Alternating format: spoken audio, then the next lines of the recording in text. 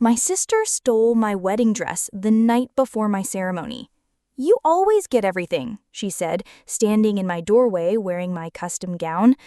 I smiled and reached for the garment bag behind me. Then you'll love what I'm wearing tomorrow. She laughed until she saw what was inside. For once, Claire had nothing to say.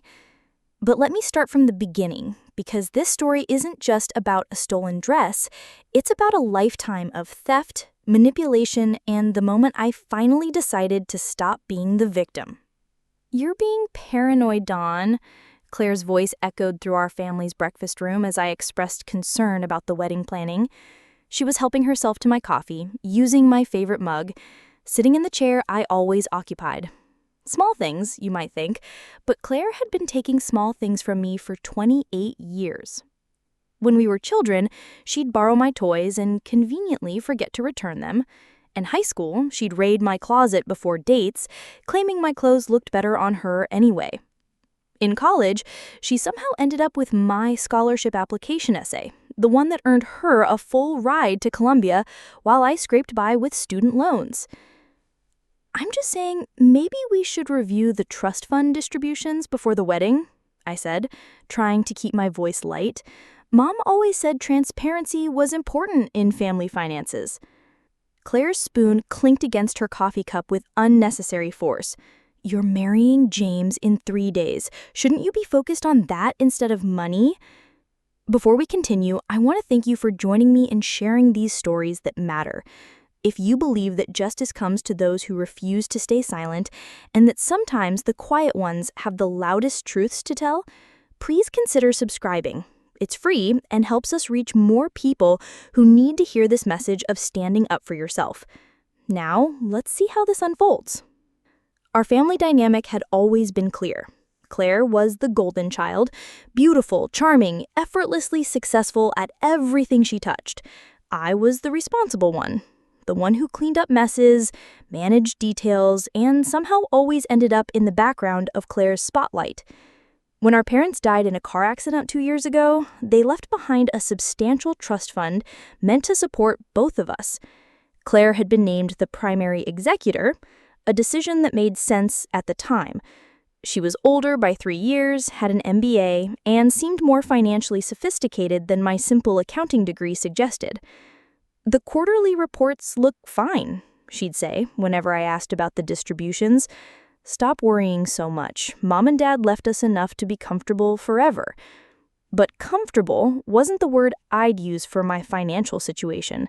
My teacher's salary barely covered my modest apartment rent, and I'd been dipping into my savings account for months to pay for wedding expenses. Meanwhile, Claire had somehow afforded a downtown loft, a new BMW, and a wardrobe that cost more than my annual income. Maybe I should talk to the financial advisor directly, I suggested that morning, watching Claire's face carefully, just to understand the investment strategy better. Claire's smile never wavered, but something shifted in her eyes. The same look I'd seen when we were teenagers, and she'd been caught using my credit card. Dawn, honey, you're stressed about the wedding. That's normal, but you don't need to micromanage every aspect of our lives. Trust me. Trust. The word felt heavy between us, loaded with years of blind faith and mounting suspicion. James found me in our apartment that evening, staring at bank statements spread across our coffee table. You're doing it again, he said gently, settling beside me on the couch. The thing where you get that wrinkle between your eyebrows and forget to breathe. Something doesn't add up, I said, pointing to the numbers that had been keeping me awake at night. Claire says the trust is generating consistent returns, but my distributions keep getting smaller. And look at this. I pulled out a credit card statement I found in Mom's old papers. She used to spend maybe $2,000 a month. Now she's burning through money like it's unlimited. James studied the documents with the methodical attention that made him such a good investigative journalist. After 20 minutes, he looked up with concern. Dawn, these numbers are troubling. If she's managing both your portions of the trust and her spending has increased this dramatically, you think she's stealing from me? I think you need to demand a full audit before you sign any more papers. The next morning, I called Claire and asked her to meet me at the coffee shop where we'd had so many important conversations over the years. She arrived 15 minutes late, as always, looking effortlessly elegant in a designer suit I'd never seen before. "You look tired," she said, settling into the booth across from me. "Pre-wedding jitters?" "I want to see the complete trust fund records, Claire. All of them. Bank statements, investment reports, transaction histories. Everything." Her smile faltered for just a moment. "Dawn, we've been over this. You don't need to worry about every detail. I'm handling everything properly." "Then you won't mind showing me the paperwork?" Claire's fingers drummed against the table, a nervous habit from childhood. "Why are you being so suspicious? I'm your sister. I've been taking care of both of us for 2 years." That's when I knew for certain. Not because of her words, but because of what she didn't say. She didn't say she'd bring me the records. She didn't say she understood my concern. She said I was being suspicious, which was exactly what guilty people always said when they were caught. "I want the records, Claire. This week, before the wedding." Her face hardened into an expression I'd seen directed at others, but never at me. "You know what your problem is, Dawn?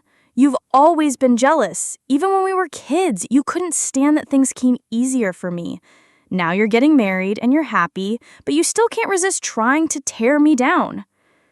The accusation hit like a physical blow.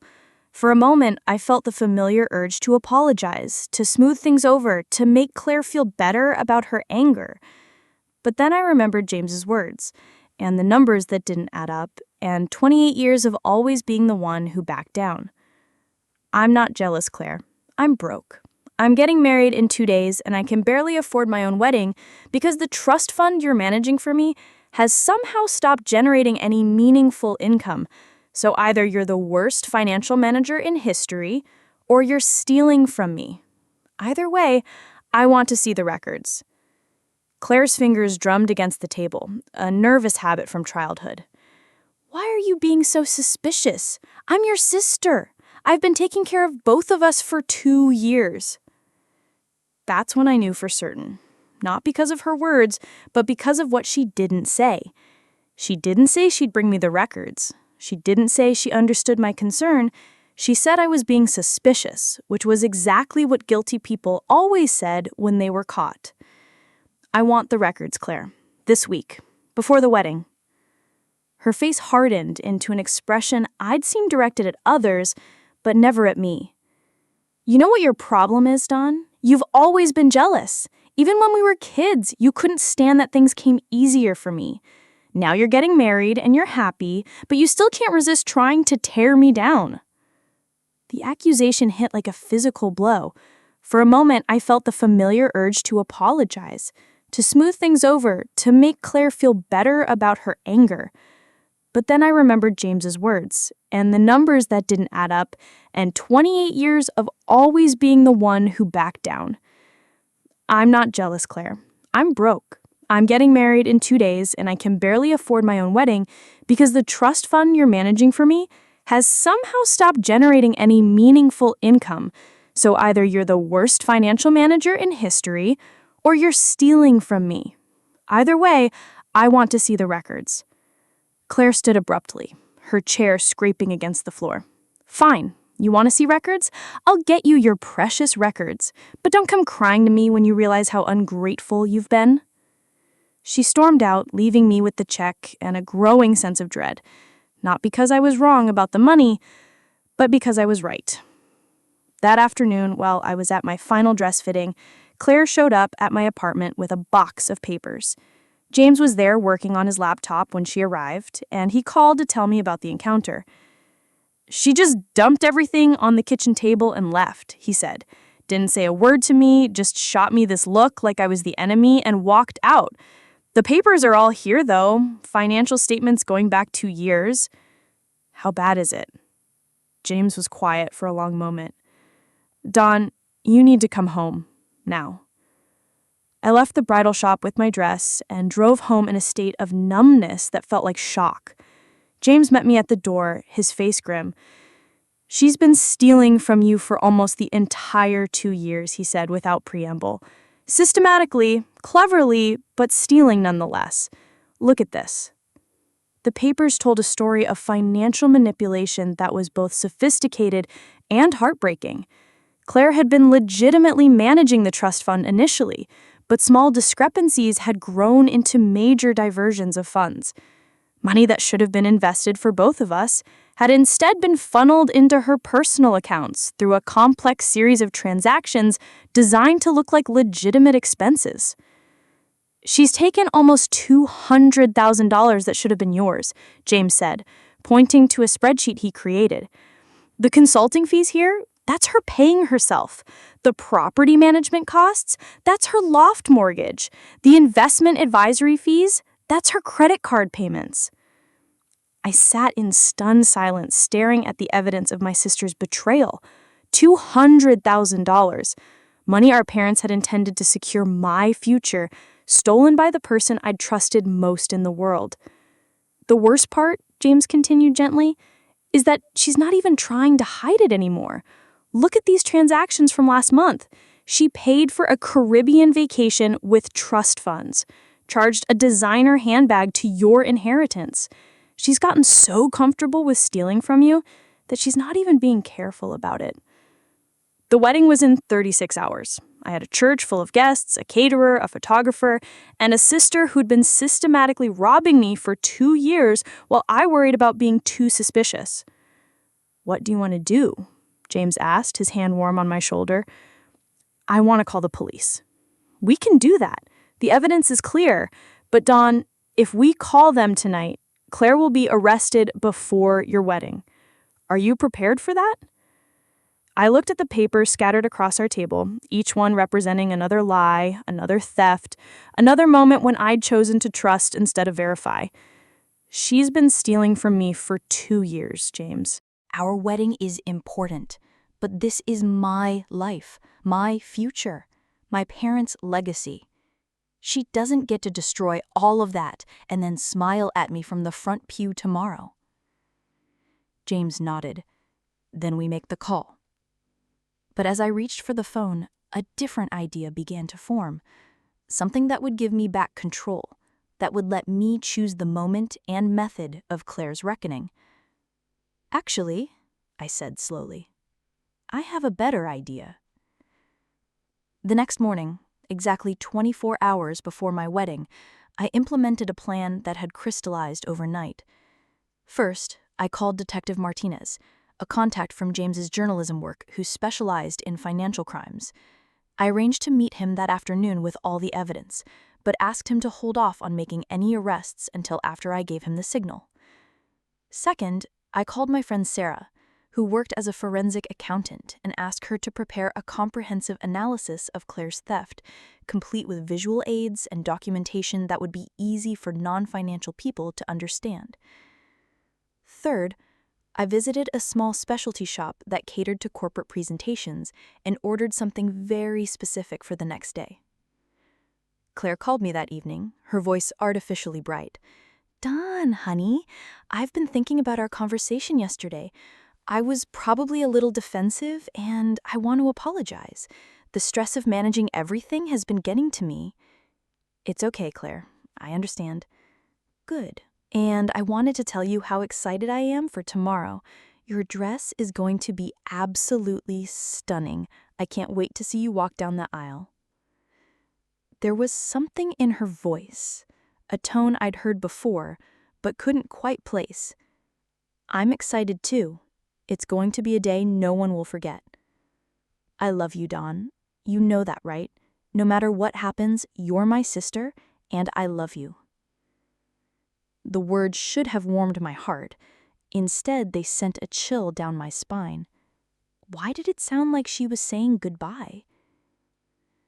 I found out at 6 o'clock the next morning, when I went to get my wedding dress from the closet. The garment bag was empty. For a moment, I stood frozen, staring at the vacant space where my custom-designed, hand-beaded, one-of-a-kind wedding gown should have been. The dress I'd spent 8 months planning, the one that had cost more than I could afford, but that I'd considered essential for the most important day of my life. James found me standing in our bedroom, still holding the empty garment bag. "Dawn, what's wrong?" "She took it," I whispered. "Claire took my wedding dress." We searched the apartment frantically, as if the dress might be hiding somewhere else, as if there might be some innocent explanation. But the truth was inescapable. Claire had stolen my wedding dress the night before my wedding. My phone rang at 6:47 a.m. Claire's name appeared on the screen. "Good morning, beautiful bride. Ready for your big day?" "Where is it, Claire?" "Where's what?" "My wedding dress. Where is my wedding dress?" There was a pause, and then something that might have been laughter. "Oh, that! Dawn, I have to tell you something. I couldn't let you wear that dress." "What are you talking about?" "It's just so plain, so ordinary. You deserve something better for your wedding day, something that really makes a statement. So I took the liberty of upgrading your look." The words hit me like ice water. "You stole my wedding dress?" "I borrowed it, and I'm returning it with improvements. You'll see." "Claire, my wedding is in 6 hours. Where is my dress?" "Dawn, you need to calm down. Everything is going to be perfect, better than perfect. I promise you, by the end of today, everyone will remember your wedding forever." She hung up before I could respond. James was already on his phone calling the police, but I stopped him. "Wait. If she's arrested now, we'll never get the dress back in time. And besides, I have a feeling this is all part of whatever she's planning. Dawn, she's lost her mind. She steals your inheritance, then she steals your wedding dress. We need to stop her before she does something even worse." But I was thinking about Claire's tone, about the way she'd said everyone would remember the wedding forever. She wasn't just stealing my dress.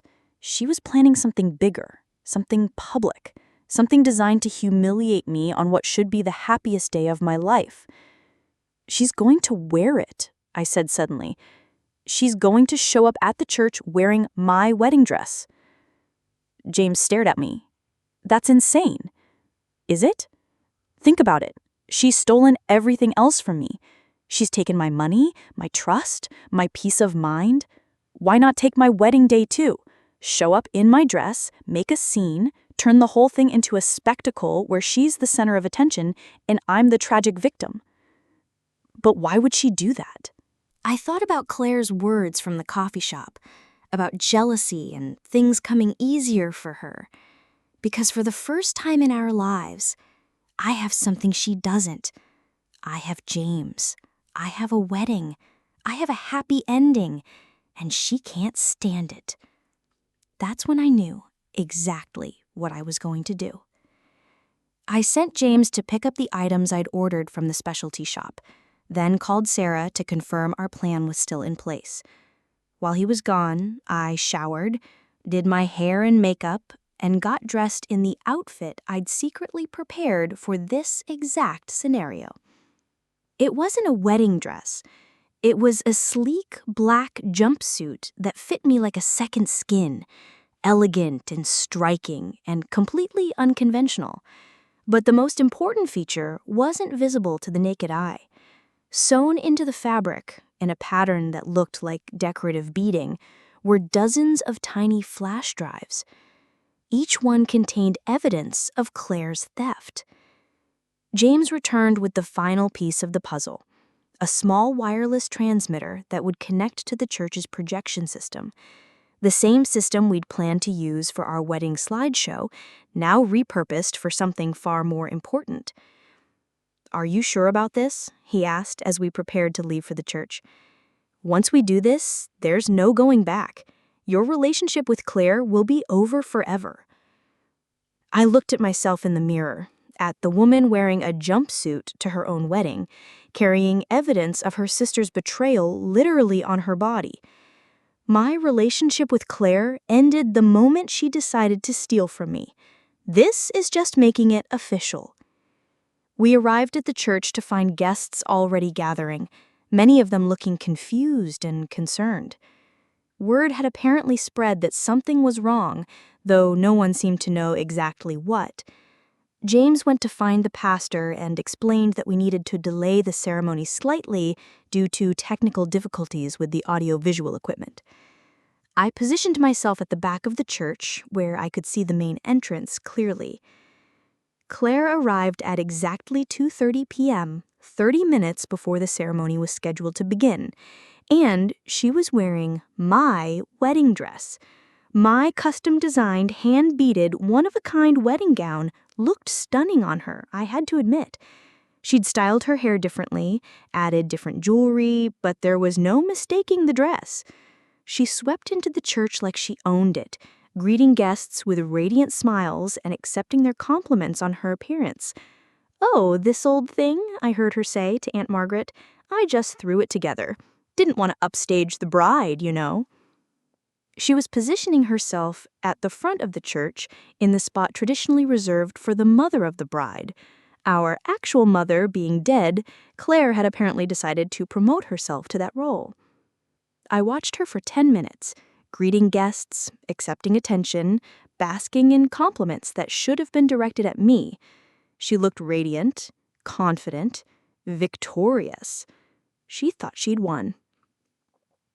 That's when I made my entrance. The church fell silent as I walked through the main doors. Not the hushed, reverent silence of a traditional bridal entrance, but the shocked silence of people trying to process what they were seeing. I was beautiful. I knew it, felt it, owned it completely. The black jumpsuit hugged every curve, the subtle beading caught the light with every step, and my confidence radiated from every pore. I wasn't wearing white, wasn't carrying flowers, wasn't following any traditional bridal protocols. I was making a statement. Claire's face went through a fascinating series of expressions as I walked down the aisle. Confusion, because this wasn't the humiliated, defeated bride she'd expected to see. Anger, because I was drawing attention away from her. And finally, fear, because something in my expression told her that I wasn't the same woman who'd let her steal everything for 2 years. James met me at the altar, his face glowing with pride and love. "You look incredible," he whispered. "Thank you. Are we ready? The equipment is all set up. Just give me the signal." I turned to face our guests, my voice carrying clearly through the church. "Thank you all for being here today. Before James and I exchange vows, there is something I need to share with you, something about family and trust, and the difference between the two." Claire started to stand, her face pale. "Dawn, what are you doing?" "I'm telling the truth, Claire. For the first time in 2 years, I'm telling the complete truth." I nodded to James, who activated the wireless transmitter. The projection screen behind the altar, the one we'd planned to use for our wedding slideshow, now repurposed for something far more important. Financial statements appeared on the screen. Bank records, transaction histories, evidence of systematic theft dating back 24 months. Sarah had done her job perfectly, creating a presentation that was both comprehensive and easy to understand. "For the past 2 years," I continued, my voice steady and clear, "my sister Claire has been managing our family trust fund, money our parents left to secure both our futures. What you're seeing on the screen is evidence that she's stolen over $200,000 from my inheritance to fund her lifestyle." The church erupted in shocked murmurs. Guests craned their necks to see the screen, processing the undeniable evidence of Claire's theft. Claire stood frozen in my stolen wedding dress, her face cycling through emotions too quickly to track. "Dawn, you can't! This isn't— You're ruining everything!" "I'm not ruining anything, Claire. I'm revealing what you've already ruined." More documents appeared on the screen. Credit card statements showing purchases made with trust funds, mortgage payments for Claire's loft charged to my inheritance, vacation expenses, designer clothes, luxury items, all paid for with money that should have secured my future. The dress I'm wearing today, I continued, raising my voice to be heard over the increasingly loud reactions from our guests, is embedded with flash drives containing copies of all this evidence.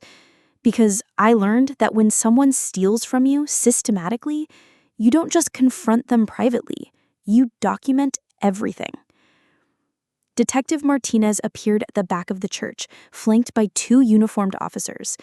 I texted him the moment Claire had walked in wearing my wedding dress, giving him the signal we'd arranged. "Don Whitman?" Detective Martinez called out, his voice carrying over the chaos. "You're under arrest for embezzlement and fraud." What happened next was chaos. Claire tried to run, but she was wearing a wedding dress with a 6-foot train and 4-inch heels. She made it maybe 10 steps before the train caught on a pew and she stumbled. The officers caught her easily reading her rights while she sobbed and protested her innocence. "Dawn, please," she called out as they led her away. "I'm your sister. How can you do this to me?" I looked at her directly, this woman who'd spent 2 years stealing from me while I was worried about being too suspicious. "You're wearing my wedding dress, Claire. After stealing my inheritance, you came to my wedding wearing my dress. The question isn't how I can do this to you. The question is how you could do this to me." As the police escorted Claire from the church, the guests sat in stunned silence. Some were staring at the evidence still displayed on the projection screen. Others were looking at me, waiting to see what would happen next. I turned to James, who was standing beside me with an expression of absolute devotion. "Well, Mr. Thompson, this isn't exactly the wedding ceremony we planned." "No," he said, taking my hands in his. "It's better. It's the truth." Pastor Williams approached us cautiously. "Dawn, James, given the circumstances, would you prefer to postpone the ceremony?" I looked out at our guests, most of whom were family friends and loved ones who'd just witnessed the most dramatic revelation in our family's history. Then I looked at James, the man who'd stood by me through the investigation, who'd helped me find the truth, who'd supported my decision to confront Claire publicly. "No," I said firmly. "I've spent 2 years letting Claire steal from me. I'm not letting her steal my wedding day too." The ceremony that followed was unlike any wedding anyone had ever attended. We exchanged vows while the evidence of Claire's crimes was still displayed on the screen behind us. James promised to support me through whatever came next. I promised to never again let anyone take advantage of my kindness. When Pastor Williams pronounced us husband and wife, the church erupted in applause. Not the polite, restrained clapping of a traditional ceremony, but the enthusiastic cheering of people who just witnessed justice served with a side of romance. Our first dance was to At Last by Etta James, and I'd never felt more beautiful, more powerful, or more free. The reception was a blur of congratulations, questions, and support. Guests approached me throughout the evening to share their own stories of family betrayal, financial manipulation, and the courage it took to fight back. "I can't believe you wore the evidence," Aunt Margaret said, studying the beading on my jumpsuit with new understanding. "Brilliant! Absolutely brilliant!" My college roommate Sarah pulled me aside during dinner. "Dawn, I have to ask, how long have you been planning this?" "The flash drives? About a week. The jumpsuit? I ordered it 2 months ago, just in case." "Just in case what?" I looked across the room at James, who was talking to his parents about our honeymoon plans. "Just in case I finally found the courage to stop being a victim." Detective Martinez appeared at table as we were cutting the cake. "Thompson, I wanted to let you know we've processed the evidence. Your sister has been formally charged with embezzlement in the 1st degree. With documentation this comprehensive, she'll likely plea bargain." "What does that mean for recovering the money?" We've frozen her accounts, the loft, the car, all of it. You'll get back most of what she stole, possibly all of it. Your parents would be proud of you for fighting back. As the evening wound down, I found myself standing on the church steps, looking out at the cars departing, the guests heading home with the most unusual wedding story they'd ever have to tell. James joined me, loosening his tie. No regrets? About marrying you? Never. About Claire. About doing it this way. I thought about the question seriously. Claire was facing criminal charges. Our family was shattered. I'd aired our dirty laundry in front of everyone we knew. By traditional standards, I'd chosen the nuclear option. She stole my inheritance while I was planning my wedding. She took the money my parents left to secure my future and spent it on designer handbags and vacations. Then she stole my wedding dress and wore it to my ceremony, thinking she could humiliate me one last time. No, James, I have no regrets. What do you think will happen to her? I think she'll spend some time in prison, thinking about the consequences of her choices. And maybe, if she's lucky, she'll figure out how to become a better person. We stood in comfortable silence, processing the events of the most dramatic day of our lives. You know what the strangest part is? I said eventually. What's that? I feel sorry for her. Not enough to drop the charges or pretend none of this happened, but I feel sorry for someone who was so unhappy with her own life that she had to steal mine. The next morning, we left for our honeymoon in Ireland, but before we departed, I did one final thing. I wrote a letter to Claire in jail. Claire, I'm not writing this to gloat or to hurt you further. I'm writing because for 28 years, you've been my sister, and that has to mean something. You stole from me, not just money, but trust, security, peace of mind. You took the inheritance our parents left to secure my future and spent it on things that made you feel temporarily happy. Then you tried to steal my wedding day, too. I don't understand why you did it. I don't understand how you could look me in the eye for 2 years while systematically robbing me. But I understand that you must have been in a lot of pain to make those choices. I hope you get help. I hope you figure out why you felt you deserved everything while I deserved nothing. I hope you learn to find happiness without taking it from other people. I won't be visiting you in prison. I won't be accepting your phone calls or reading your letters. Our relationship, as it was, is over. But I hope someday you become the person our parents raised you to be. Take care of yourself. Dawn. I never sent the letter. Instead, I burned it on the beach in County Cork, watching the smoke disappear into the Atlantic breeze. Some things need to be said, even if they're only said to yourself. 3 months later, Detective Martinez called with an update. Claire had accepted a plea deal, 18 months in minimum security prison, full restitution, and 5 years of probation. She'd also agreed to attend counseling for impulse control and financial management. She asked me to tell you she was sorry, he said. Did she? She also asked if you'd consider visiting her.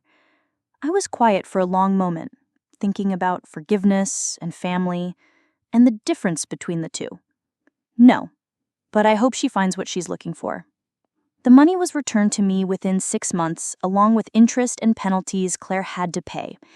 James and I used part of it to buy a house, part to establish a scholarship fund in my parents' names, and part to start a financial literacy program for young women. The program was my idea. I'd learned that financial abuse is often a precursor to other forms of abuse, and that many women don't recognize the signs until it's too late. We called it Trust But Verify, and it taught women how to protect themselves from family members, partners, and others who might try to take advantage of their generosity. Our first workshop was held exactly 1 year after our wedding. 30 women attended, ranging from age 18 to 75. Each one had a story about someone they'd trusted who'd betrayed that trust financially. The hardest part, said Maria, a grandmother whose son had stolen her Social Security checks, is admitting that someone you love is capable of hurting you. The second hardest part, added Jennifer, whose husband had hidden debt for years, is forgiving yourself for not seeing it sooner. I shared my story, focusing on the warning signs I'd ignored and the steps I'd taken to protect myself. But I also talked about something else, the difference between being kind and being a victim. Kindness isn't weakness, I told the group, but kindness without boundaries is just enabling. You can love someone and still hold them accountable. You can forgive someone and still protect yourself from them. After the workshop, a young woman approached me. She was maybe 22, with the kind of nervous energy that comes from carrying a secret too heavy for your shoulders. "My boyfriend has been using my credit cards," she said quietly. "He says he's going to pay me back when his business takes off, but it's been 8 months and he just keeps charging more." "How much?" $15,000. "I know it's not as much as your sister took, but it's everything I had saved for graduate school." I looked at this young woman, standing on the threshold of a decision that would define her future. She could continue enabling her boyfriend's theft, or she could choose to protect herself.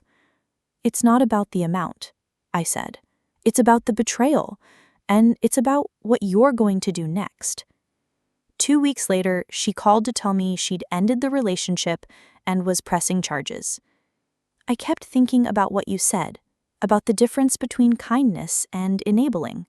I was being kind to him and cruel to myself." These are the moments that made everything worth it. Not the money recovered or the justice served, but the women who found the courage to stop being victims and start being survivors. Claire was released from prison after serving 14 months. She didn't contact me directly, but I heard through family friends that she'd moved to another state and was working as a bookkeeper for a nonprofit organization. The irony wasn't lost on me. I also heard that she'd gotten engaged to a man she'd met in her counseling group, someone with his own history of financial mistakes and the commitment to do better. I hoped it was real, hoped she'd learned from her mistakes, hoped she'd found a way to be happy without stealing happiness from others. But I didn't reach out. Some bridges, once burned, should stay burned. James and I celebrated our second wedding anniversary at the same church where we'd married. Pastor Williams had invited us to speak to couples preparing for marriage about the importance of financial transparency and trust. Marriage is about joining your lives completely. That includes your money, your debts, your financial goals, and your financial fears. If you can't talk openly about money before you're married, you'll struggle with it after. "What if you discover your partner has been lying about finances?" asked one young man. James and I exchanged a look. "Then you have to decide if you're marrying someone who made a mistake or someone who has a character flaw," I said. "Mistakes can be forgiven and corrected. Character flaws require professional help and genuine commitment to change." After the workshop, we visited my parents' graves. I'd started coming here monthly, bringing flowers and updates about my life. It felt important to tell them about Claire, about the money, about the choice I'd made to fight back. "I hope you're proud of me," I said, placing white roses on their shared headstone. "I hope you understand why I had to do it the way I did it." The wind picked up, rustling the leaves of the oak tree that shaded their plot. I chose to interpret it as approval. That evening, James and I sat on our back porch, watching the sunset and talking about our plans for the future. We were considering starting a family, buying a larger house, maybe expanding the financial literacy program nationally. "Do you ever wonder what would have happened if Claire hadn't stolen your dress?" James asked. "You mean if she'd just stolen the money and left the wedding alone?" "Yeah, if she'd been content with the inheritance and not pushed for the ultimate humiliation." I considered the question. I think I would have eventually figured out the financial theft, but it might have taken longer and she might have stolen more. The dress was her mistake. It turned theft into performance art, and that's what gave me the power to respond publicly. She got greedy. She got arrogant. She thought I was so weak, so accommodating, that she could take everything from me and I'd just quietly accept it. The dress was her way of proving she was better than me, more deserving than me. But it was also the proof I needed that she wasn't the sister I thought she was. Do you miss her? It was a question I'd been asking myself for 2 years. I miss the sister I thought I had. I miss the relationship I thought we had. But I don't miss the person she actually was. The one who could look me in the eye and lie about taking care of me while she was stealing from me. That's healthy. It took me a long time to get there. For months after the wedding, I kept waiting for her to apologize, to explain, to somehow make it make sense.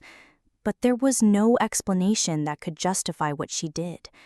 She stole from me because she could, because she thought I'd never fight back, because she felt entitled to everything I had. We sat in comfortable silence, processing the weight of betrayal and recovery. "You know what I learned?" I said eventually. "What's that?" "That sometimes the people who hurt you the most are the ones who think they love you." Claire probably did love me in her own twisted way, but her love was selfish, conditional, and ultimately destructive. She loved me as long as I stayed in my place, as long as I didn't threaten her position as the golden child. And when you got engaged? When I got engaged, I stopped being the supporting character in her story. I became the protagonist of my own life, and she couldn't handle it. James reached over and took my hand. "You saved yourself, Dawn, and in doing so, you probably saved other people too. Every woman in your workshops, every person who heard your story and recognized their own situation." He was right. The ripple effects of that terrible, beautiful wedding day had spread far beyond our family drama. In the 2 years since, I'd received hundreds of letters from people who'd heard about my story through various channels. Women who'd discovered their sisters stealing from them. Men whose brothers had been siphoning family business accounts. Adult children who'd realized their parents were financially abusing them. Each letter reinforced something I'd learned the hard way. Financial abuse thrives in silence, and the assumption that family members deserve trust without verification, in the belief that calling out theft somehow makes you the bad person. "I have something to tell you," James said, interrupting my thoughts. "I've been working on an article about financial abuse within families. The editor at the Tribune wants to run it as a series." "About us?" "About the issue, using our story as a starting point, but expanding to cover the broader problem. I've interviewed dozens of people over the past 6 months. Dawn, this is so much more common than anyone realizes."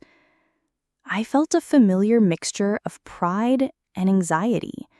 Pride that our experience might help others, anxiety about having our personal trauma examined publicly again. What kind of response are you expecting? Honestly, I think it's going to be huge. The preliminary research suggests that financial abuse within families affects millions of people, but it's rarely discussed openly. Most victims suffer in silence because they're ashamed or because they don't want to destroy family relationships. Like I almost did. Like you almost did. But you chose differently, and that choice changed everything. That night, I dreamed about Claire for the first time in months. Not the woman who'd stood in our church wearing my wedding dress, but the girl who'd been my big sister once upon a time. The one who'd taught me to ride a bike, who'd scared away bullies at school, who'd held me when I cried after our parents' funeral. I woke up with tears on my cheeks and a question I'd been avoiding for 2 years. Had I lost a criminal, or had I lost my sister?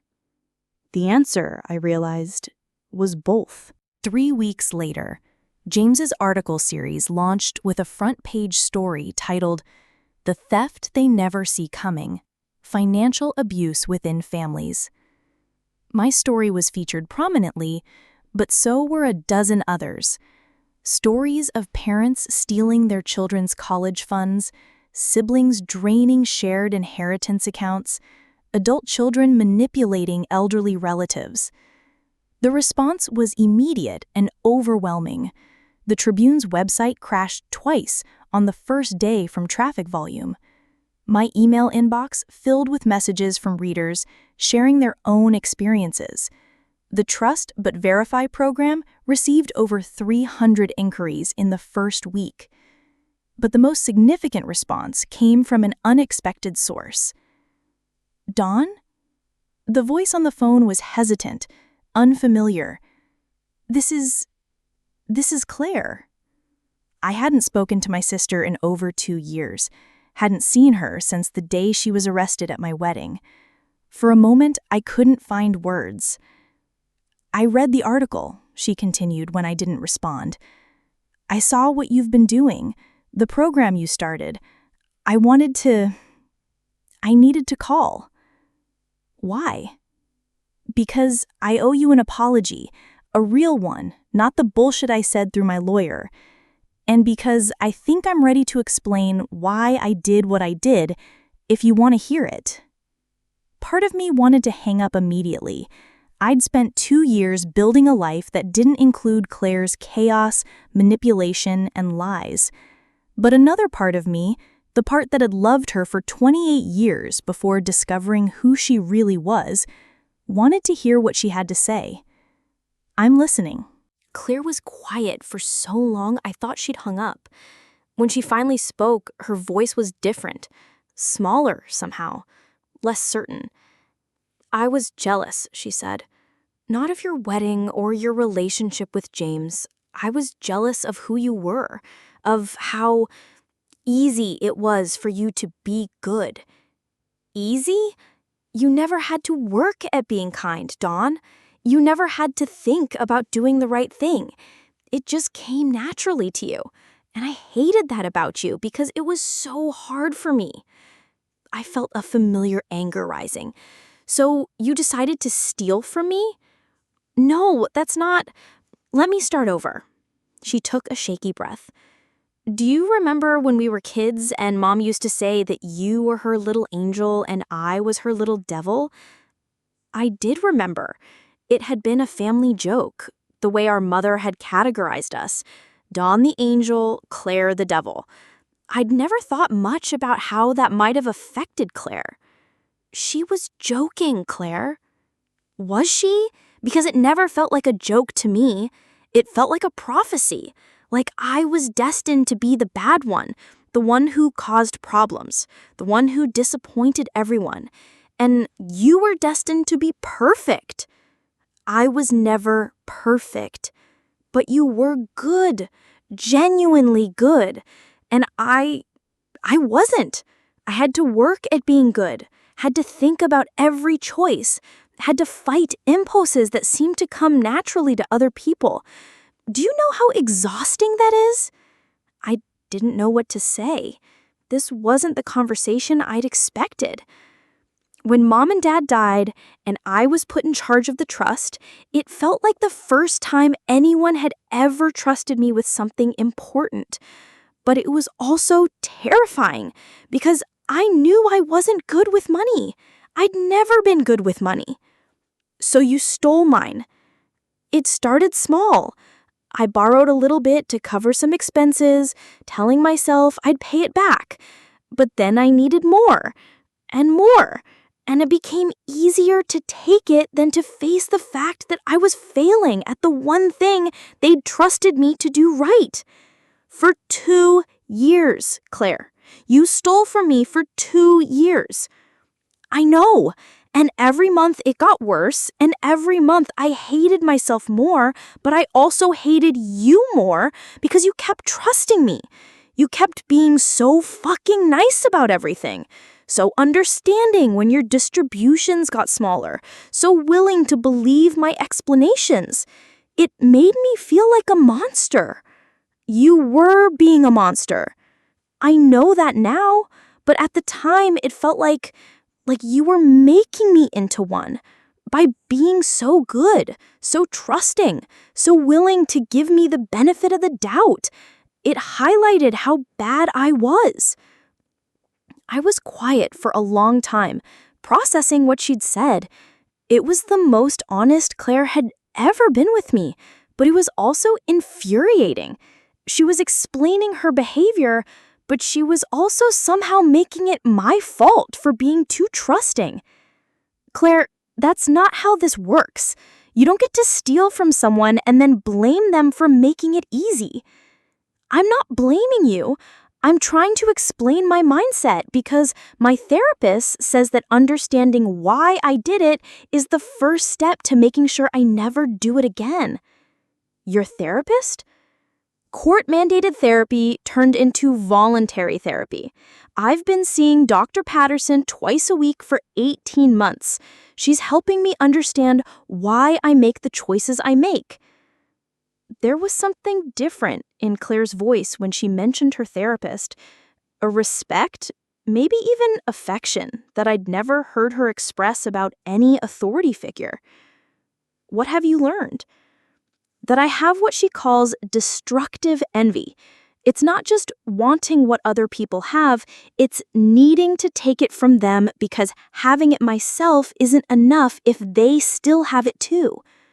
The clinical term somehow made Claire's behavior both more understandable and more frightening.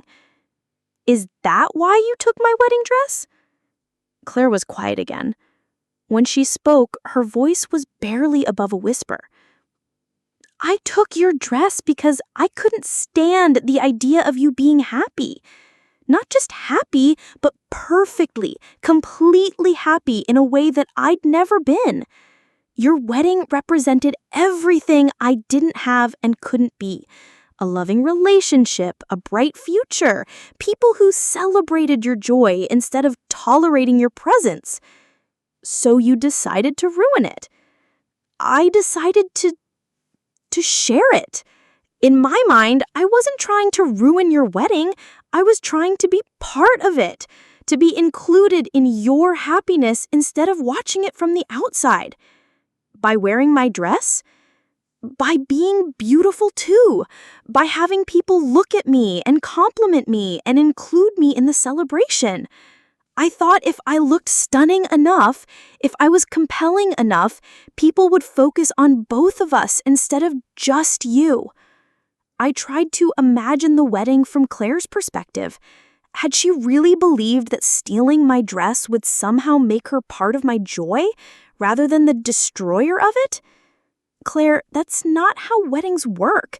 It wasn't supposed to be about you at all. I know that now. But at the time, it felt like the only way to survive the day. Watching you be perfectly happy while I was completely miserable. Why were you miserable? Because I was broke, Dawn. Because I had stolen all that money and I was still broke. Because I had destroyed our relationship. Because I was about to be caught. And because even after taking everything from you, I still wasn't happy. I was more miserable than ever. This was the Claire I'd never seen before. Not the confident, charming woman who dominated every room she entered, but someone desperate and self-aware and deeply unhappy. What happened after the arrest? Jail, initially, then house arrest while I waited for trial, then prison, which was actually better than I expected. And therapy. Lots of therapy. Are you better now? Claire laughed, but it wasn't her old laugh. This one was smaller, more self-deprecating. I'm different. I don't know if I'm better, but I'm definitely different. I understand myself in ways I never did before. I know why I make destructive choices, and I have tools to help me make different choices. Such as? Radical honesty, for one thing. I tell people about my history now. When I started dating Marcus, I told him on the second date that I was a convicted felon who'd stolen from my sister. When I applied for my current job, I disclosed my criminal record up front. When I moved into my apartment, I told my landlord exactly why my credit was destroyed. This was so foreign to the Claire I'd known that I wondered if I was talking to the right person. How do people react? Most people appreciate the honesty. Some people don't want to associate with me, which is fair, But the people who stick around know exactly who they're dealing with, and I don't have to maintain any facades. And Marcus? He's good for me. He's someone who's made mistakes too, so he understands the work it takes to become a better person. We're both in recovery. Recovery from what? For him, alcohol. For me, financial compulsion and destructive envy. We go to meetings together, support each other through the daily work of choosing to be different than we were. I found myself curious about this version of Claire, this woman who'd apparently learned to be honest about her flaws and accountable for her choices. Why are you calling me now, Claire, after 2 years? Because I saw what you've built. The program, the workshops, the way you've turned our family's tragedy into something that helps other people, and I realized that while I was learning to be honest about who I was, you were learning to be powerful about who you are. Meaning you're not the same person who let me steal from you for 2 years. You're not the same person who worried about being too suspicious or too confrontational. You've become someone who fights back, who protects herself, who refuses to be a victim. Yes, I have. And I wanted you to know that I'm proud of you. I know I don't have the right to be proud of you, but I am. You took the worst thing I ever did to you and turned it into a way to help other people. That's who you always were, but now you're that person with boundaries and power. I felt tears starting, which surprised me. I thought I was done crying about Claire. What do you want from me? Nothing, she said quickly. I don't want anything from you, Dawn. I'm not asking for forgiveness or reconciliation or relationship. I just wanted you to know that I understand what I did to you, why I did it, and how much courage it took for you to fight back the way you did. And I wanted to tell you that the person I am now would never hurt the person you are now. We're both different people than we were 2 years ago. I think we're both better people. I considered this. Was I a better person than I'd been before Claire's betrayal? Stronger, certainly. More self-protective, definitely, but better? I think I'm more honest, I said finally, about what I will and won't accept from people, about what I deserve. You deserve everything good, Dawn. You always did. So did you, Claire. That's what you never understood. You didn't have to take things from me. You could have worked to build your own good life. I'm learning that now. It's harder than stealing, but it's more sustainable. We talked for another hour about her job at the nonprofit, about my expanding workshops, about the ways we'd both changed since that terrible, transformative wedding day. It wasn't reconciliation, exactly, but it was something. Understanding, maybe, or closure. Dawn, Claire said as we were ending the call, I need to ask you something, and I need you to be completely honest. Okay. Do you think there's any chance we could ever be sisters again? Not the way we were, but something new, something honest. I don't know, I said honestly. I don't trust you yet. I don't know if I'll ever trust you again. But I don't hate you anymore, and that's something. It's more than I deserve. Maybe, but it's what I can offer right now. That's enough, Claire said. That's more than enough. After we hung up, I sat in my kitchen for a long time, processing the conversation. James found me there when he came home from work, staring at my phone with tears on my cheeks. Claire called, I said without preamble. James sat down across from me, his expression carefully neutral. How was that? Complicated. She's different. Or, at least she says she's different. Do you believe her? I think I believe that she believes it. Whether that translates into actual change, I don't know. What did she want? To explain why she did what she did. To apologize, really apologize this time. To tell me she's proud of what I've built. James was quiet, letting me process. She asked if we could ever be sisters again. What did you tell her?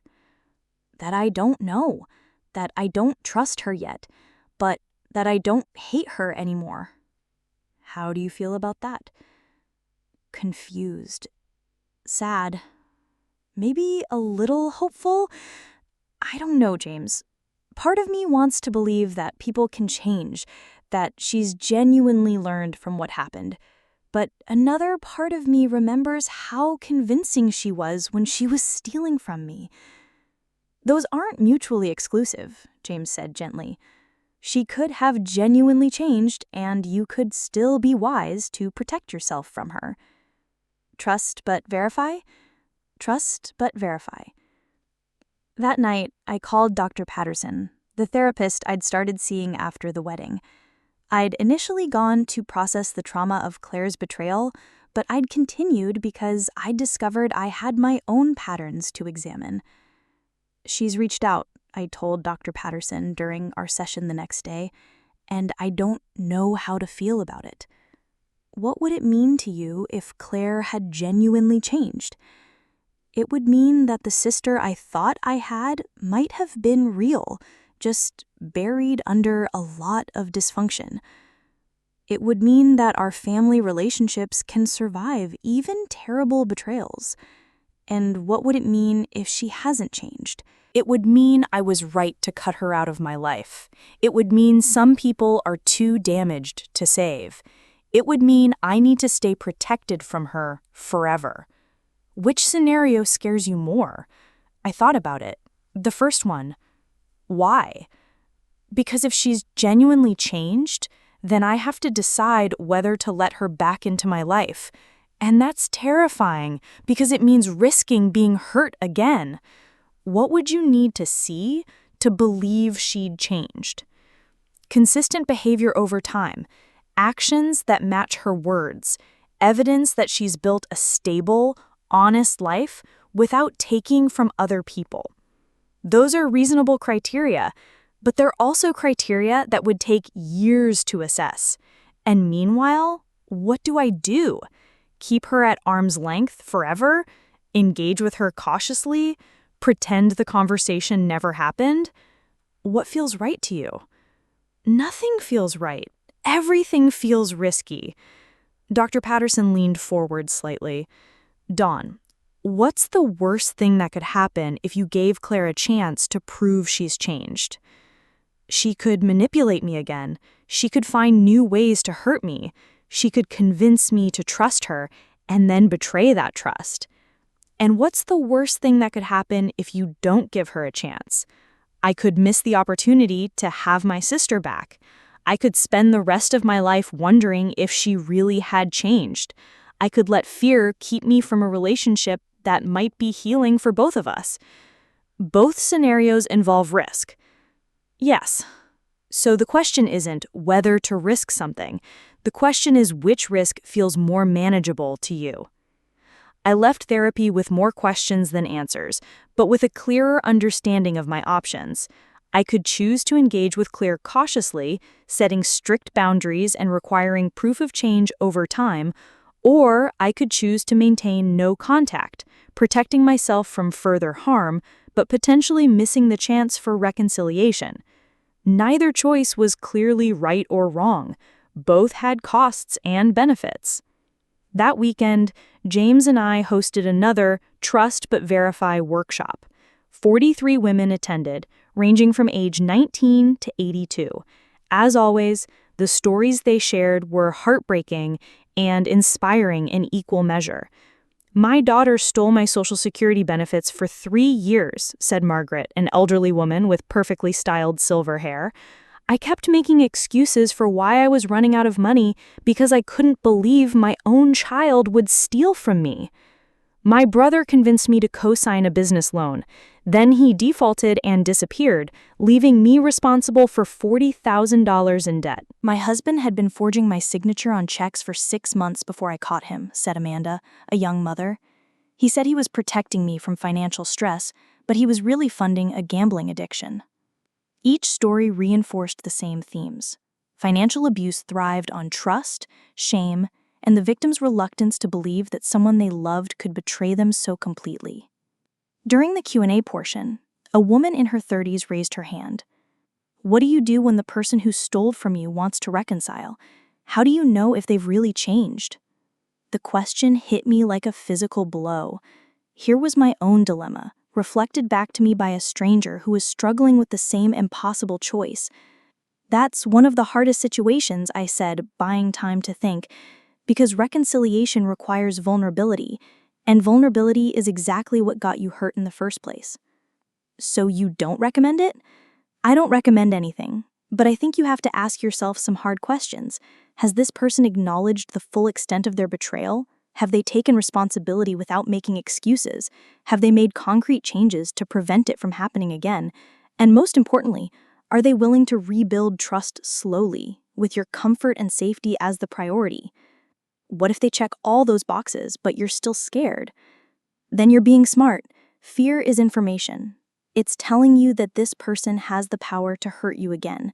The question is whether they've also demonstrated the commitment not to use that power destructively. After the workshop, the woman in her 30s approached me privately. I think you know exactly what situation I'm dealing with, she said with a knowing smile. What makes you say that? Because you answered that question like someone who's living it, not just someone who's studied it. She was right, of course. I was living it. Claire's phone call had forced me to confront the same questions I was helping other women navigate.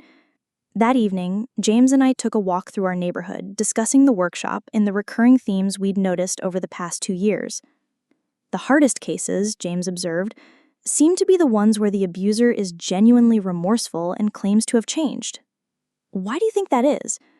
Because it's easier to stay angry at someone who shows no remorse.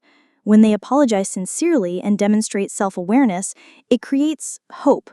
And hope is dangerous when you're trying to protect yourself. Are you talking about Claire? I'm talking about the human condition. We want to believe that people can change, that love can overcome betrayal, that families can heal from even the worst wounds. But sometimes wanting something doesn't make it safe to pursue it. So, what do you think I should do? James stopped walking and turned to face me.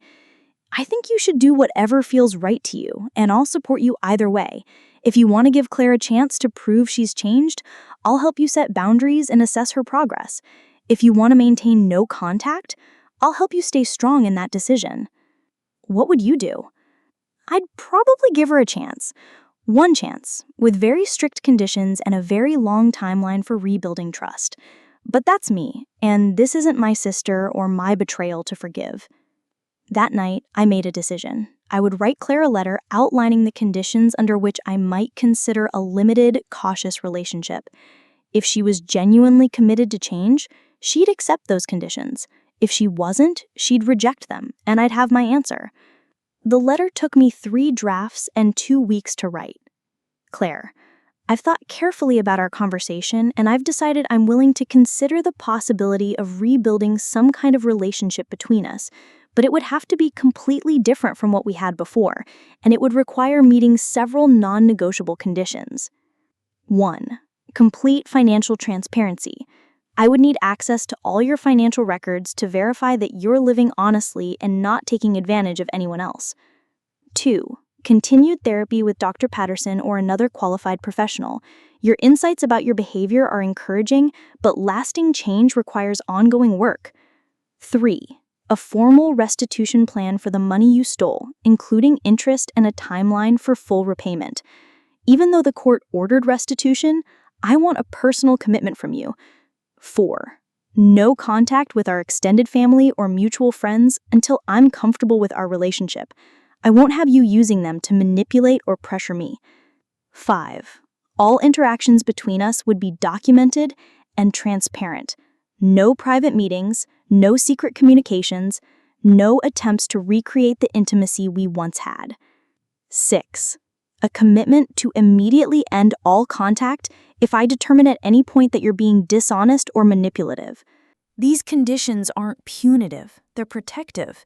If you've genuinely changed, they should feel reasonable and necessary. If you haven't changed, they'll feel unfair and controlling. You have 2 weeks to decide whether you're willing to accept these terms. If you are, we can schedule a single meeting in a public place with James present. If you're not, I'll consider that your answer to whether you've really changed. Either way, I wish you well. Dawn. I mailed the letter on a Tuesday and spent the next 2 weeks alternating between regret and anticipation. Had I been too harsh, too controlling, or had I been appropriately protective of myself? Claire's response came exactly 13 days later. Dawn, your conditions are fair. They're also terrifying because they require me to be more vulnerable and accountable than I've ever been in my life. But I accept them all. I've already asked Dr. Patterson to prepare a summary of my progress for you to review. I've gathered all my financial documents from the past 2 years. I've drafted a restitution plan that goes beyond what the court required.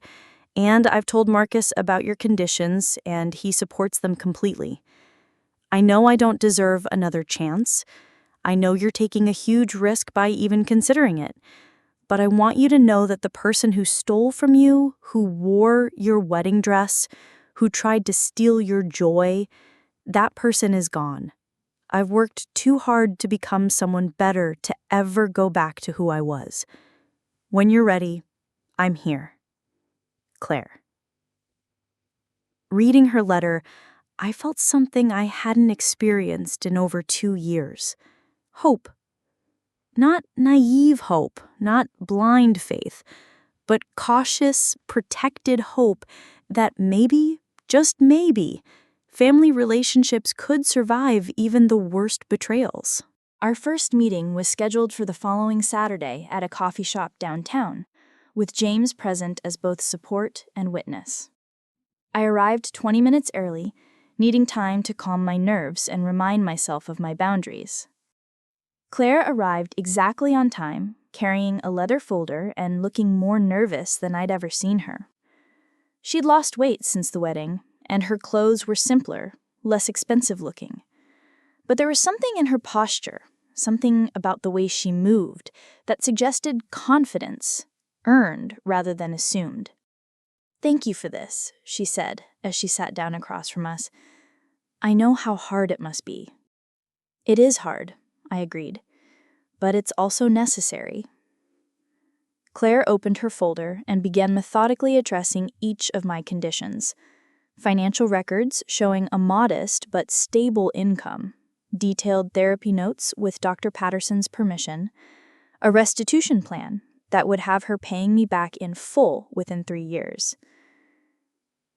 "I know you don't trust me yet," she said, as I reviewed the documents.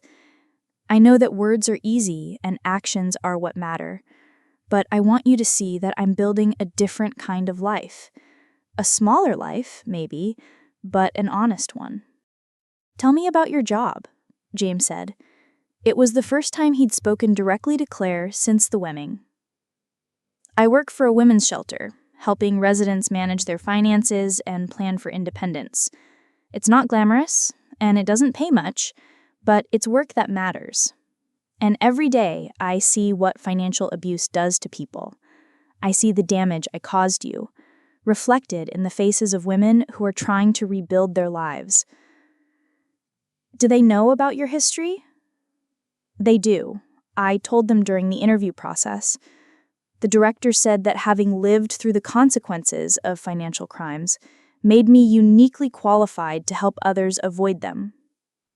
We talked for 2 hours, covering everything from Claire's daily routine to her relationship with Marcus to her long-term goals.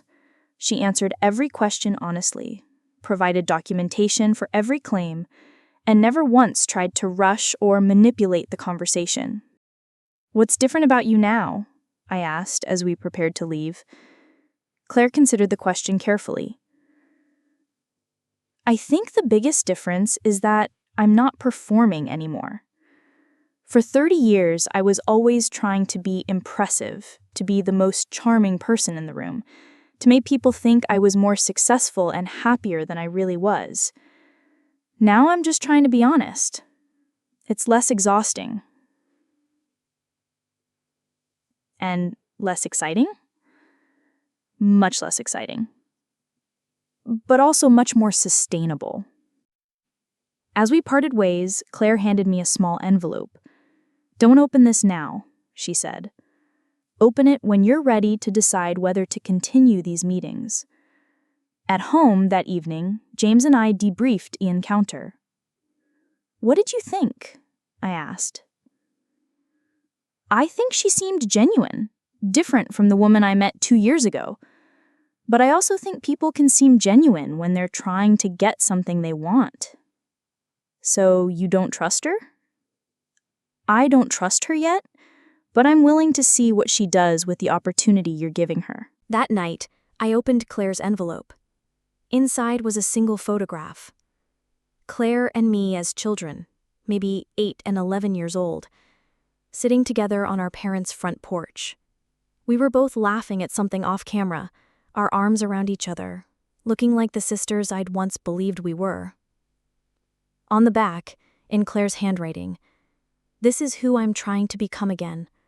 Not the person who stole from you, but the person who loved you before I learned how to lie." I cried looking at that photograph, mourning the relationship we'd lost and hoping for the relationship we might still build. Over the next 6 months, Claire and I met monthly under the same controlled conditions.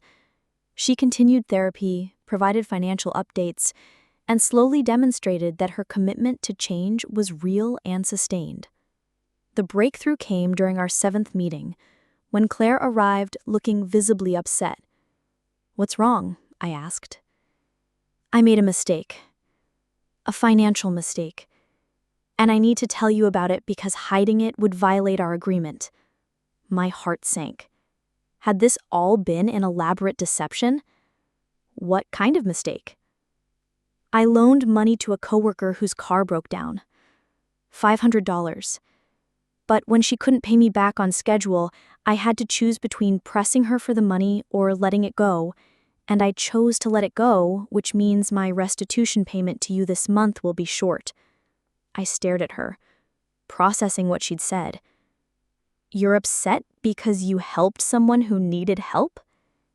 "I'm upset because I made a financial decision without thinking it through completely, because I let emotion override good judgment, because even though my intentions were good, the result affects my ability to meet my commitments to you."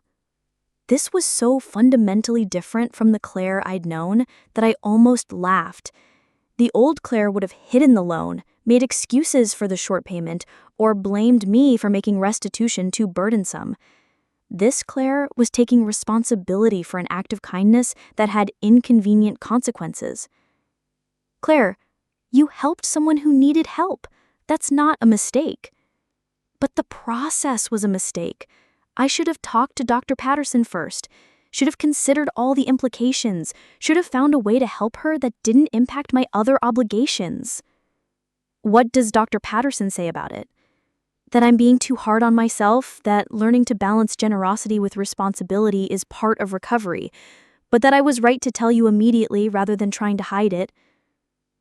For the first time in over 2 years, I felt proud of my sister.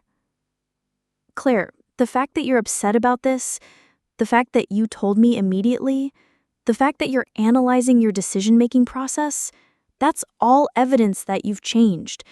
The old you would have lied about where the money went." "You're not angry?" "I'm impressed.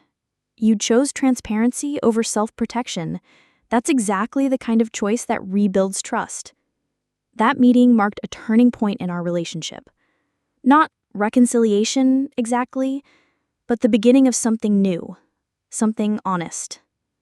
A year after Claire's first phone call, James's editor asked him to write a follow-up article about our family's journey. The original series had prompted changes in how financial abuse was prosecuted and had inspired similar educational programs in 12 other cities. Would you be comfortable with me including Claire's perspective, the redemption angle? You'd have to ask her. But James, make sure you're clear that redemption doesn't erase the harm. She's working to become a better person, but that doesn't undo what she did to me. Of course, but it might give hope to other families dealing with similar situations. Claire agreed to be interviewed, and James spent several hours with her and Dr. Patterson exploring the psychology of financial abuse and the long process of making amends. The resulting article, titled After the Betrayal, One Family's Journey Toward Healing, was published exactly 2 years after the original series.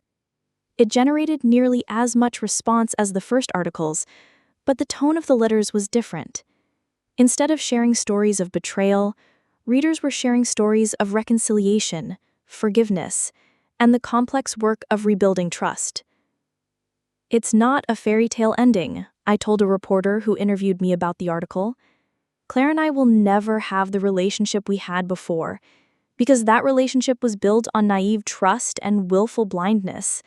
But we might have something better, a relationship built on honesty, accountability, and earned trust." Do you consider her your sister again? I thought about the question. I consider her family. Whether that makes her my sister in the way we used to understand that word, I don't know. But she's family in a way that includes responsibility, commitment, and love that's been tested and survived. 3 years after the wedding that changed everything, James and I celebrated our anniversary at the same church where we'd married. Pastor Williams had asked us to speak to a new group of engaged couples, but this time the topic was different.